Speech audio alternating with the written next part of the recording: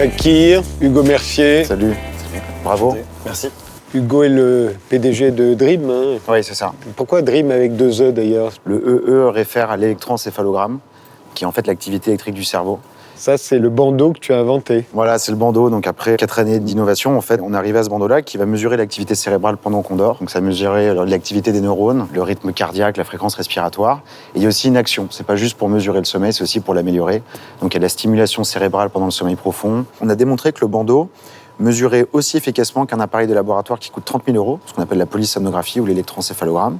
Il est aussi précis que les médecins dans l'analyse, avec les algorithmes. Et en fait, on serait peut-être capable de faire ce qu'on appelle la médecine préventive, donc être capable de diagnostiquer des pathologies des mois, voire des années avant les symptômes à domicile. Et pourquoi tu t'es intéressé au cerveau et au sommeil? J'avais un oncle neuroscientifique. On a trouvé un projet de recherche qui était sur stimuler le cerveau en envoyant des sons pour augmenter la qualité du sommeil profond, qui est la phase pendant laquelle on récupère.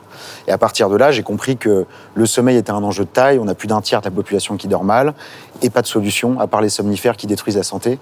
Et donc, on s'est embarqué comme ça avec mon cofondateur, puis après toute une équipe, pour essayer de développer des produits, des solutions pour aider tout le monde à mieux dormir. C'est quoi le mauvais sommeil au fond? On sait ce que c'est? Ouais, c'est plein de choses. Le mauvais sommeil, c'est à la fois un symptôme et une origine. Ça a démarré avec l'industrialisation. On a créé un peu cette idée que le sommeil n'était pas important. On a un peu converti le temps humain en profit économique. Après, ce qu'on peut voir, c'est que le mauvais sommeil, en fait, c'est corrélé avec les maladies cardiovasculaires, neurodégénératives et mentales, tout simplement parce que quand on dort, on régénère nos cellules, on élimine les déchets cellulaires, on consolide notre mémoire, nos muscles, etc. Donc le sommeil est fondamental. Tu as réussi à lever 60 millions de dollars auprès d'investisseurs parmi les plus réputés.